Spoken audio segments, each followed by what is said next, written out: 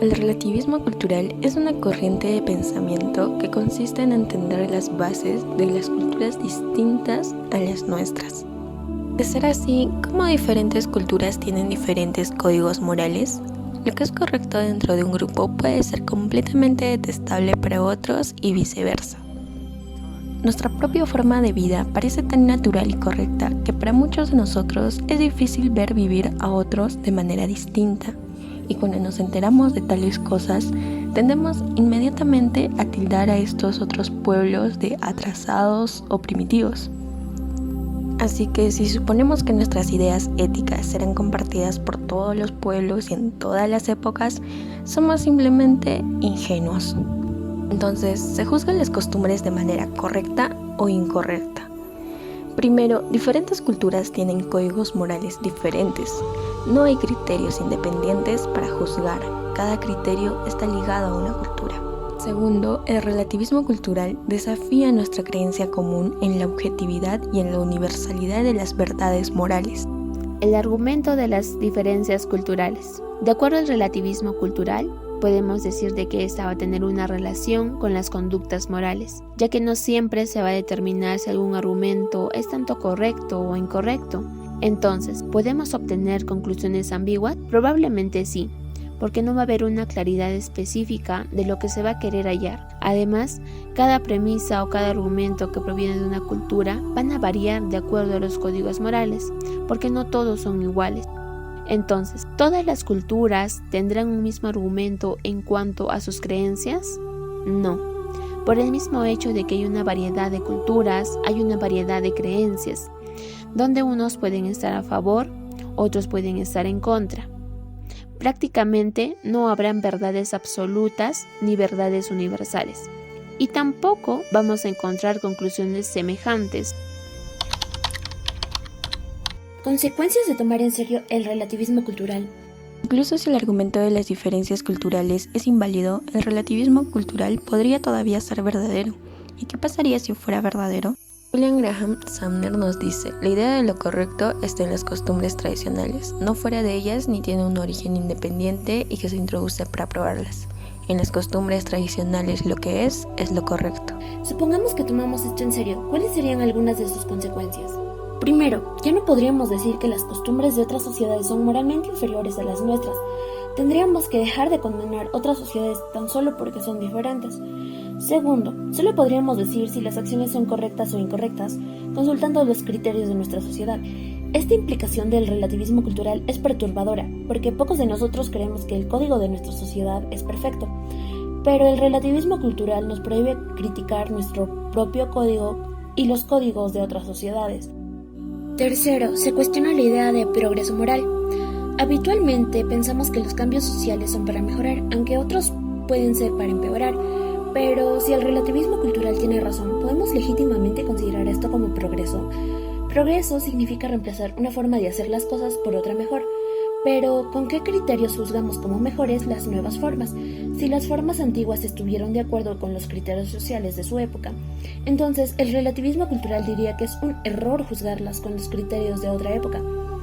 Decir que hemos hecho progresos implica el juicio de que la sociedad actual es mejor. Y ese es exactamente el tipo de juicio transcultural que, según el relativismo cultural, es imposible. ¿Y por qué hay menos desacuerdo entre culturas del que parece? El afán original del relativismo cultural viene de la observación de que las culturas difieren por sus pensamientos correctos e incorrectos.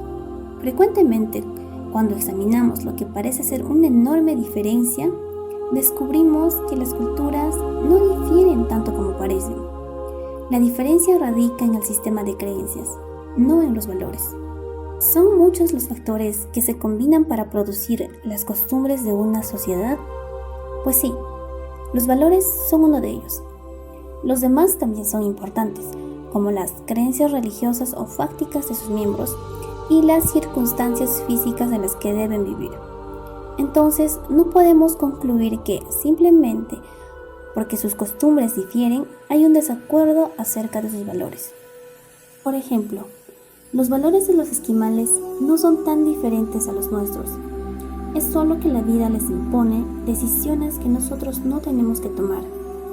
Los esquimales a menudo matan a infantes perfectamente normales, en especial a niñas.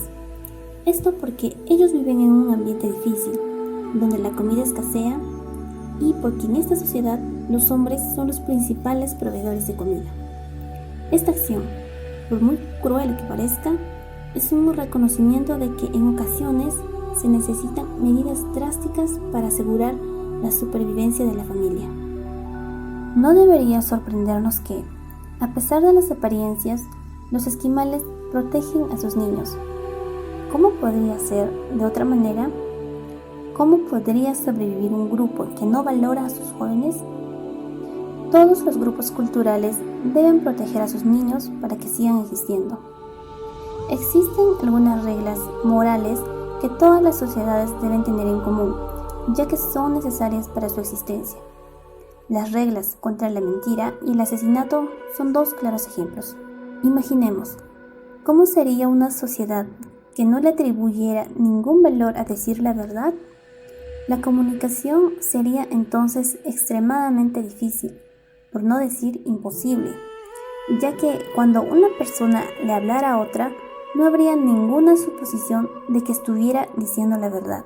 Por otra parte, ¿podría existir una sociedad en la cual no estuviera prohibido el asesinato?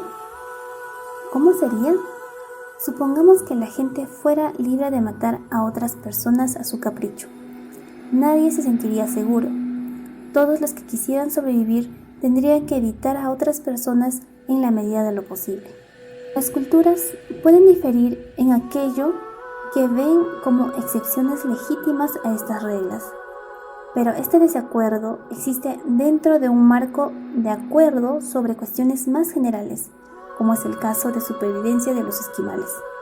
Juzgar indeseable una práctica cultural, como es el caso de la excisión, a lo que se le llama mutilación genital femenina, una de las prácticas culturales de África Occidental. Supongamos que nos inclinamos a decir que la excisión es mala.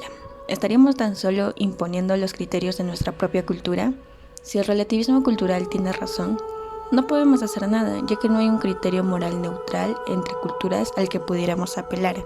Pero, ¿es esto cierto? ¿Existe un criterio culturalmente neutral de lo que es correcto e incorrecto?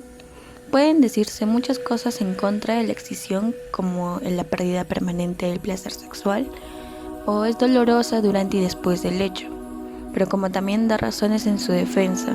Se dice que las mujeres que son excisiadas tienen menos probabilidad de ser promiscuas, por lo que habrá menos embarazos no deseados. Bueno, sería fácil y tal vez un poco arrogante ridiculizar este tipo de argumentos, pero podemos notar que trata de justificar la excisión mostrando que es benéfica. Entonces, ¿la excisión es benéfica o dañina? Si es que existe otro tipo de medida social que sería mejor para promover el bienestar, podemos concluir que la excisión es dañina. Sin embargo, parece un criterio moral independiente que el relativismo cultural no acepta. ¿Qué se puede aprender del relativismo cultural? Hay dos lecciones que debemos aprender después de este video.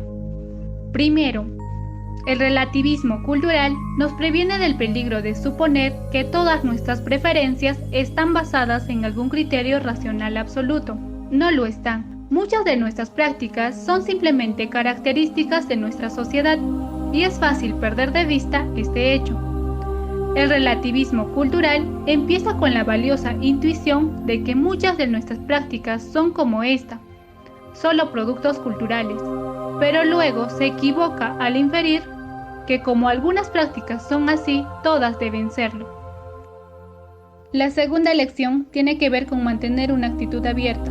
Durante el crecimiento, aprendimos a pensar que algunos tipos de conducta son aceptables y otras no. Si alguien tuviera la oportunidad de escoger de entre todas las naciones del mundo el conjunto de creencias que le pareciera el mejor, después de considerar cuidadosamente sus méritos relativos, inevitablemente elegiría el de su propio país, porque todos sin excepción creemos que nuestras costumbres nativas y la religión en la que hemos crecido son las mejores. Comprender esto puede dar como resultado que tengamos un criterio más amplio. Comentarios críticos. Ahora nos hacemos la siguiente interrogante. ¿Podemos juzgar el relativismo proveniente de otras culturas? No, porque vamos a encontrar una variedad de ideas, tanto como una variedad de valores. Estos van a ser factores fundamentales dentro de una cultura, porque no todas tienen las mismas características o son iguales. Cada una de ellas tiene sus propias creencias culturales.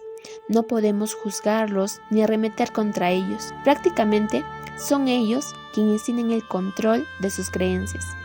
Ellos van a indicar y se van a basar en ideas que ellos mismos aprueban y consideran correctas, y a la vez van a defender la validez de su cultura. Pero muchos dan otro tipo de significado, donde van a crear controversias culturales o generar argumentos que van a ir en contra a ello.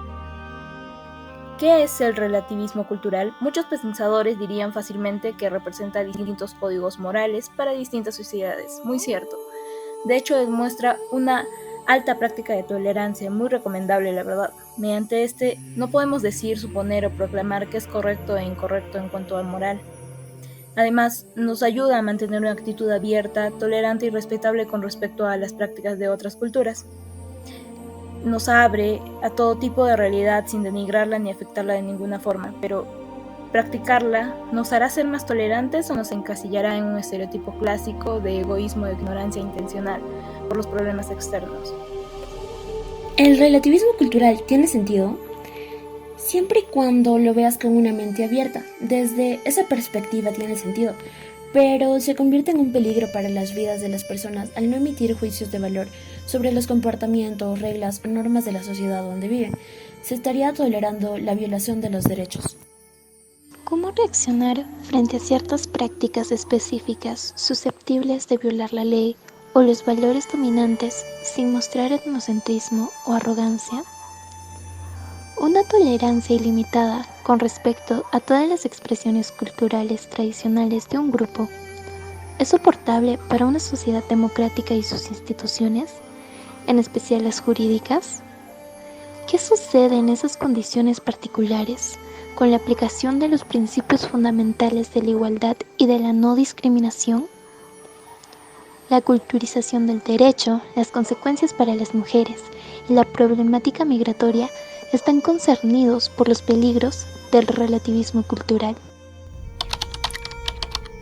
Conclusiones relativistas. En cierto modo, el relativismo cultural puede llegar a ser muy beneficioso a la hora de juzgar o clasificar algo como correcto e incorrecto, porque ello no se va a dar, ya que este se rige bajo el marco de que cada cultura debe entenderse bajo sus propios términos, sin tener un punto general o universal sobre la interpretación de algunas culturas. En este punto es donde empezamos a comprender el fin del relativismo cultural. Algo como lo tuyo es tuyo, lo mío mío, me importa lo tuyo, a ti lo mío, lo conocemos y lo respetamos. Algo muy contrario al etnocentrismo, polos opuestos en realidad, como el blanco, el negro, la luz, la oscuridad, el frío, el calor, algo así. ¿Y qué es el etnocentrismo y qué relación tiene con el relativismo cultural? El etnocentrismo impone una cultura por encima del resto, y como forma de hacerle frente a existe el relativismo cultural. El relativismo cultural es una forma equivocada de entender y ver al individuo, debido a que no se centra en él ni en sus derechos, sustituyéndolos por un discurso político ideológico, que al partir del principio errado de que ningún grupo social es poseedor de la verdad, no se puede hacer comparaciones ni juzgar ética o moralmente los comportamientos de estos, sin darse cuenta de que la universalidad de los derechos, en últimas, va a defender y proteger al individuo de la sociedad. Muchas de las prácticas y actitudes que nos parecen tan naturales son realmente solo productos culturales que podemos aceptar y rechazar según el grado de aprobación con la que hemos sido formados. Tener una imaginación más abierta nos permitirá aceptar muchas culturas y entender por qué en otros lugares sí la practican y no la consideran un acto inmoral. La moral difiere en cada sociedad y es un término conveniente para referirse a costumbres aprobadas a la sociedad. Ruth Benedict.